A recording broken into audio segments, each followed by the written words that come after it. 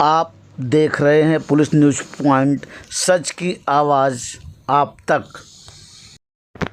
देशात तिसरी आघाडी पक्षाची सरकार नागरिकांना भासत आहेत। सध्याच्या स्थितीत महायुती महाआघाडी पक्षाचे कार्यकाल चालू आहे। नागरिकांमध्ये चर्चासत्र चालू आहे। ते बघून सध्याची स्थिती तिसरी महाआघाडी पक्ष बनविण्याकरिता राष्ट्रीय मराठा पार्टीचे राष्ट्रीय अध्यक्ष अंकुशराव पाटील, राष्ट्रीय उपाध्यक्ष परमेश्वर देशमुख सध्या संपूर्ण भारताच्या दौऱ्यावर आहेत आणि प्रत्येक पक्षाशी संवाद साधून तिसरी आघाडी पक्ष बनवण्याकरिता प्रयत्न करीत आहेत।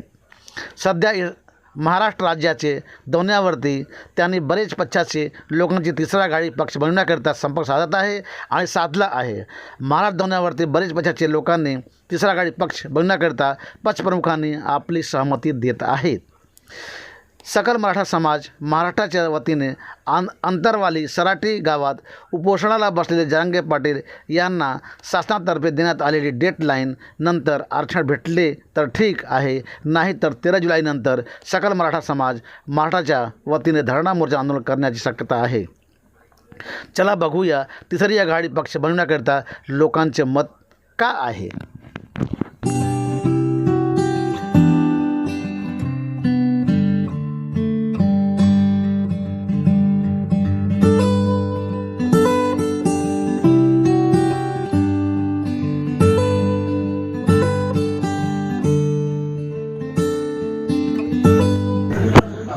आपण जे आता हे केलं, आता काँग्रेस राष्ट्रवादी या आघाडी सगळं बघितलं आहे आणि आपलं चांगल्या पद्धतीचं आंदोलन चालू आहे। परंतु आपण जोपर्यंत सत्तेत येत नाही तोपर्यंत आपल्याला कोणी विचारणार। म्हणून ह्या दोन्ही सरकारला, युती आणि आघाडीला बाजूला ठेवून आपण तिसरी आघाडी करून आपला जो विचार आहे की मराठा असेल, मुस्लिम असेल, शाहू फुले आंबेडकर सगळ्या लोकांना आपण एकत्र घ्या आणि त्या लोकांना एकत्र घेऊन एक न्याय देण्याचा प्रकार आपण काम करू। मराठा समाजाला ओबीसीतून आरक्षण मिळालं पाहिजे हे 100% आपल्याला करायचंच आहे। परंतु आपण आपल्या विचारामध्ये जे मुस्लिम समाज आहे, लिंगायत समाज आहे, मारवाडी समाज आहे, या सर्व जे ओपनचे लोक आहेत, भारत स्वातंत्र्य झाल्यापासून 75 वर्ष हे विकासापासून वंचित आहे आणि अतिशय चांगल्या पद्धतीने आपण हे लोकांसाठी आपण ओपनच्या लोकांसाठी आपण हे केलं, खरोखरच म्हणजे अभिनंदन वाटलं। आणि ह्या सगळ्या लोकांना आपण एकत्र घेऊया आणि आपली जोपर्यंत सत्ता महाराष्ट्रामध्ये येणार नाही तोपर्यंत आपल्याला कोणीच विचारणार नाही। बघा, राजकीय मार्ग घेतलाच नाही ना आपण, राजकारण हा विषयच घेतला नाही। कारण राजकारण आपला अजेंडा नसल्यामुळे आपण प्रत्येक वेळेस सांगितलं की राजकारणात आम्हाला जायचं, मला पण नाही समजलं। बघा, सरकार देत आहे का नाही पुढे दिशेने त्या टायमाला बोललेलं बरं नसतं, ती फसवफसवी होती एकमेकाला खोटा बोलत आणि ती निर्णय झाला नाही। सरकारने दिलं तर मग नाही आपल्याला तिकडे जाणे तिकडे सरकारवर अवलंबून एक महिनाभर बघू। आता पक्ष म्हणून मला तरी काम करावंच लागेल। तुमची भूमिका बरोबर म्हणजे तुम्हाला आता उद्या असं म्हणून आहे किंवा मला विचारलं नाही का, त्यासाठी तुम्हाला बोलणं करणं आणि कानावर घालणं आहे का भूमिका बरोबर आहे। समाजाचं काम करताना मला काय करायला लागतं, राजकारण हा विषयच नाही माझा। नाही पण जनतेला तरी आपण म्हणजे लोकांना तरी वाटलं पाहिजे ना की बाबा आपल्याला जरांगे पाटलाला यांनी विचारले आणि विचारल्यानंतर हे सगळं काम सुरू झालं आहे का नाही। तुमच्या कानावर घालणं हे माझं कर्तव्य आहे ना, आहे का नाही। माझा राजकीय अजेंडा नसल्यामुळे मला राजकारण डिसिजन घ्यायला निर्णयच नाही घ्यायला। आता कसं आहे की मला तर आता हे राजकारण आहे, पक्ष टाकणं करणं समाजासाठी आता लढणं हे आवश्यकच आहे ना, आहे का नाही। त्या दृष्टिकोनातून गरजेचं आहे। आपल्याला शुभेच्छा देत होता।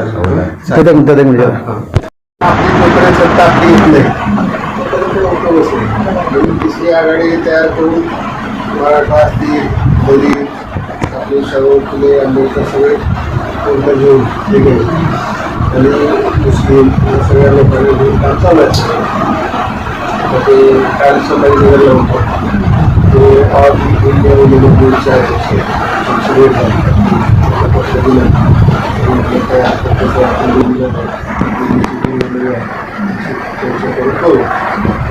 काँग्रेसला पाठिंबा दिला, पुण्याची मेटची देणार होते ना मुस्लिम समाजाला, त्या काँग्रेसने दिली, त्याच्यामुळे ते लोक नाराज आहेत। या त्यांच्याशी बोलू. त्यांनी म्हणली आता 13 जुलैपर्यंत आमची बघूया.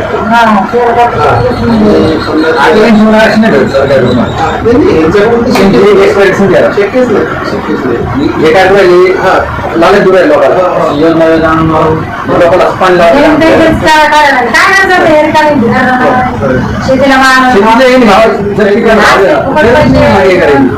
लोक आळशी बनवायला लागले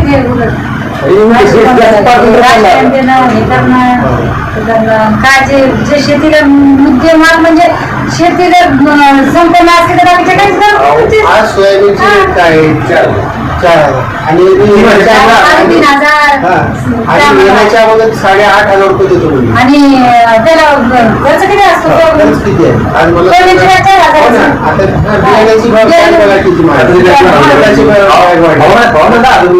10,000 रुपये. नुसतं म्हणजे मजुरी वाढली सगळं वाढलं.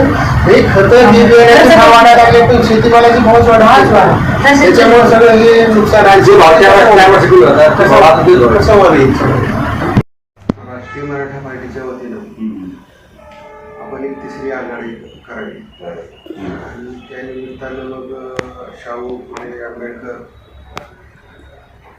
आणि मुस्लिम दलित आपले सगळा जो काही समाज आहे 18 पगड बहुजन समाज या समाजाच्या विकासासाठी अन्न वस्त्र निवारा हे आवश्यक बाबी आहे.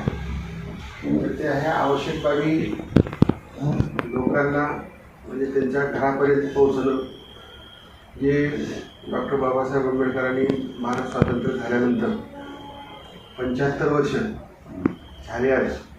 त्यांनी 5 वर्षाचं 10 वर्ष करा पण 75 वर्ष करूनही आणखी झोपडपट्टीमध्ये गोरगरिबाला त्याचा आणखी लाभ मिळाला, न्याय मिळाला नाही, लाभ मिळाला. म्हणून आपल्याला हे कसं जास्तीत जास्त लोकांपर्यंत पोहोचतात करता येईल.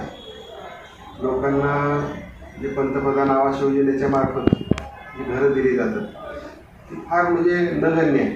म्हणजे कुठेतरी एखादी प्रसाद दिल्यासारखं आणि ती काही लोकांपर्यंत जात नाही. जास्तीत जास्त लोकांना त्याचा फायदा होतो. म्हणून ह्याच्यासाठी खास बजेट तयार करणं आणि आपलाच पैसा जो आहे GST CST आहे तर ते उद्या सत्ता हातात आल्यानंतर आपल्याला प्राधान्याने त्यांना कशा प्रकारे आपल्याला ही मदत करता येईल तो महत्त्वाचा प्रश्न आहे.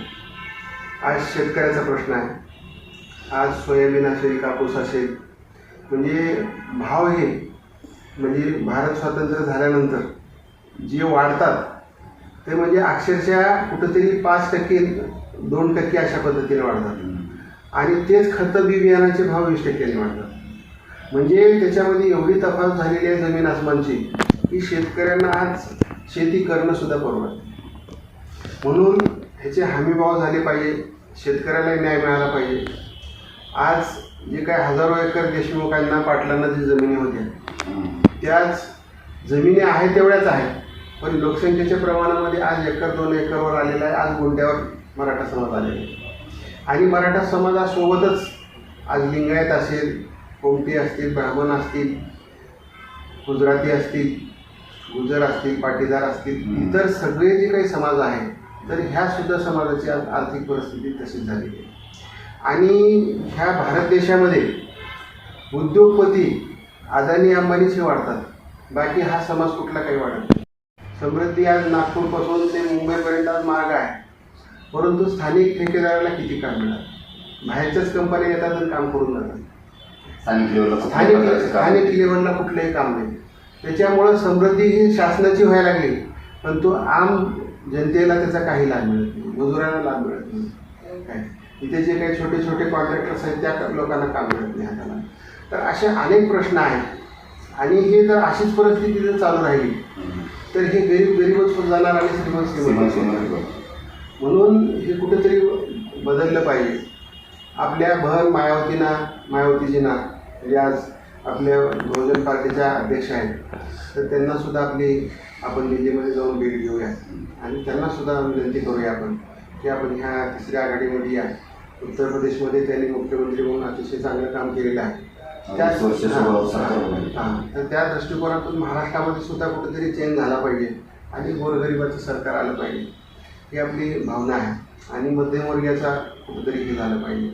आणि मराठा समाजासह जे काही आर्थिकदृष्ट्या दुर्बल लोक आहेत, जे ओबीसीमध्ये त्यांना म्हणजे त्यांचे पुरावे सापडलेले आहेत, तर हे सापडूनसुद्धा हे शासन त्यांना म्हणजे आरक्षण देत नाही. आज जरांगे पाटील आहे, किती दिवस झाला उपोषण करतात, पण त्यांच्याकडे पूर्ण कानाडोळा केला जात नाही.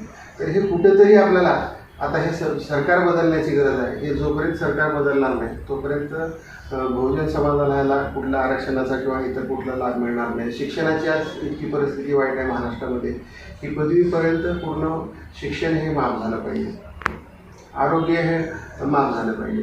तर अशा दृष्टिकोनातून आपण सगळं हे काम करण्यासाठी आपण तिसरी आघाडी म्हणून आपण सर्वांनी एकत्र येऊन काम करूया. आणि जवळपास मी आज आपल्या खानदेशामध्ये, आपल्या कोकणामध्ये, त्याच्यानंतर पुन्हा मराठवाड्यामध्ये, आज मी पश्चिम महाराष्ट्रामध्ये आलो आहे. तर सगळीकडे फिरून आलो आहे आणि सगळ्याचा अतिशय चांगला रिस्पॉन्स आहे. आणि प्रत्येकजण आपल्या पक्षासोबत, राष्ट्रीय मराठा पार्टीसोबत सर्व समाज एकत्र येण्याचा प्रयत्न करतो आहे, सगळे पक्ष एकत्र येण्याचा प्रयत्न करतो. तर त्या दृष्टिकोनातून आपण मायावतीजींना आपण वेळ घ्यावी आणि आपल्या ह्या कार्यासाठी आपण सहकार्य करावं अशी मी राष्ट्रीय मराठा पार्टीचा अध्यक्षांना त्यांना आपल्याला विनंती करतो. बोला. ह्या गोष्टी काय मी स्थानिक लेवलचा कार्यकर्ता आहे, मी एवढा काय मोठा कार्यकर्ता नाही. बहिणजीला भेटायचं म्हणजे एवढं काहीही नाही. आपण बहिणजीला भेटू शकतो, आपण बहिणजीला सगळं करावं लागू शकतो. त्यानंतर ते वरचे काय वरिष्ठ घेतले काही समजा पुढचा निर्णय करू. आपण वेळ घ्या, आपण बिलकुल नाही ते म्हणजे तुम्ही घातले आवडले कामावर हां ते सर वेळ घ्या, आपण बिलकुल जाऊ दिला भेटू आपण. चालतं, धन्यवाद. आम्ही कुठलेही काय कुठलं पद वगैरे काय आम्हाला आता कसं तुम्ही पांढरे होते, मला परवती बी पडतो. तसं माझं मतदान परवतीमध्ये पुणे शहर आणि सुप्रिया काहींचा बी पडतो 12. आम्ही पांढरे काय ते लोकसभेचं झालं, हां विधानसभेचा कुठला?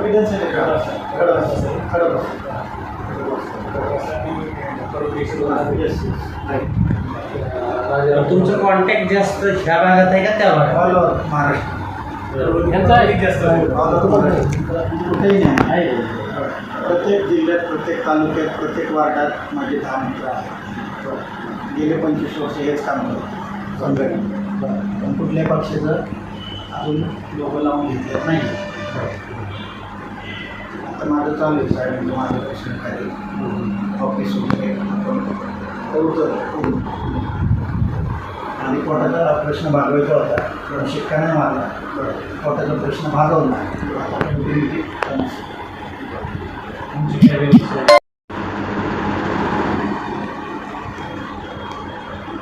आता पर्वतीलाच राहिले.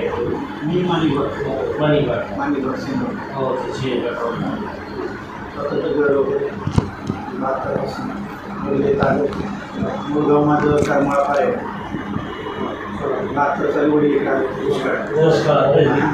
त्यामुळे इकडे जे रोटी राष्ट्रीय मराठा पार्टीच्या वतीनं आपण सर्व समाजाच्या ज्या संघटना आहेत तर त्या संघटनेशी आपण चर्चा केलेली आहे. आणि त्या चर्चेच्या माध्यमातून जे जे काही प्रमुख आहेत, राष्ट्रीय अध्यक्ष असतील, महाराष्ट्राचे अध्यक्ष असतील, व त्याच्यामध्ये मराठा असतील, लिंगायत असतील, त्याच्यानंतर मुस्लिम असतील, बाकी शाहू फुले आंबेडकर असतील, ह्या सर्व संघटनेच्या पदाधिकाऱ्यांना आपण भेटलो आहे आणि त्यांच्याशी चर्चा झालेली आहे. आणि ह्यांच्याशी चर्चा करून अगोदर आपल्याला मुंबईमध्ये आपण प्रेस कॉन्फरन्स घेऊ की बाबा आम्ही सर्व एकत्र मिळून आम्ही काम करतो आहे. आणि ते सगळे एकत्र झाल्यानंतर मग आपण प्रत्येक जिल्ह्याला म्हणजे आपल्या मराठा असतील, मुस्लिम असतील, लिंगायत असतील, सर्व समाजाच्या संघटना जे काही असतील आणि जे जे पक्ष म्हणजे युतीमध्ये किंवा आघाडीमध्ये नाहीत ते सर्व पक्ष आपल्याला सोबत घ्यायचे आहेत. आणि त्या माध्यमातून सगळ्या महाराष्ट्रामध्ये जे 288 जागा आहेत ते सर्व 288 जागा आपल्याला लढवायचे आहेत. तर हा आपला मेन अजेंडा आपला हा चालू आहे. विचार चांगला आहे, पण आता ह्या ज्या सगळ्यांशी गाठीभेटी झालेल्या आहेत त्यांची आपली एकत्रित कुठेतरी प्राथमिक चर्चा होणं गरजेचं आहे. त्यामुळे तो प्राथमिक चर्चा करून नंतर मग पुढं कसं जायचं, मग काय किमान समान आपला कार्यक्रम असणार आहे ते सगळं आपण धोरण ठरवणं सोपं जाईल. पण आपली ज्यांच्याशी चर्चा झालेली आहे त्या प्लस इतर म्हणजे वंचित बहुजनांसाठी काम करणाऱ्या सगळ्या संघटना यांची किमान एक प्राथमिक बैठक आधी आपण घेऊ. हो आणि ती बैठक घेतल्यानंतर मग पुढे कसं जायचं हे नक्की ठरवू आपण. हो ना, हो ना, चालते.